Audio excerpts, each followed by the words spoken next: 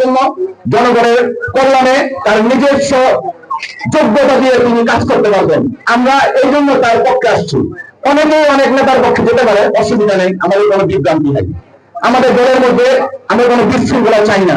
আমরা জানি শৃঙ্খলাই শৃঙ্খল মুক্তির পথ।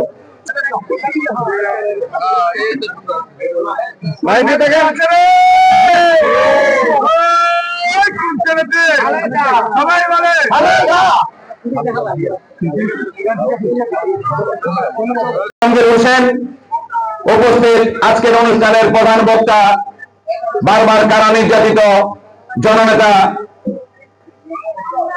ফারুক হোসেন, ফারুক ভাই উপস্থিত পক্ষ থেকে, নারায়ণগঞ্জ মহানগর বিএনপির পক্ষ থেকে সংগ্রামের শুভেচ্ছা অভিনন্দন।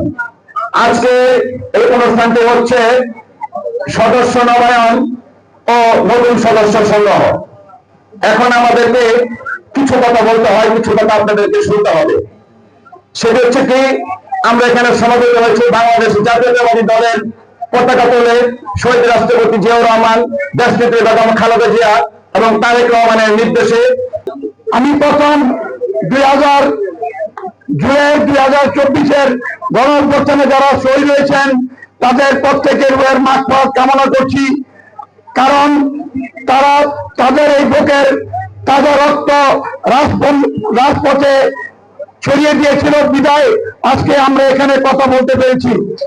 তা নাহলে শেখ হাসিনার আমলে আমরা কোনো মুখ বুঝে সবসময় থাকতে হইতো, কোনো কথা বলতে পারতাম না।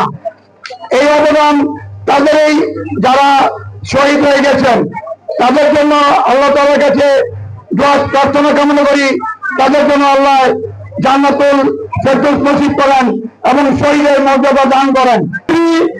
ডাক্তার, ইঞ্জিনিয়ার, কৃষক, জেলে, তাঁতি, কামার, কুমার প্রতিটি আসামের জনসাধারণ অন্তর্ভুক্ত সদস্য, নতুন সদস্য অন্তর্ভুক্ত হতে পারবেন।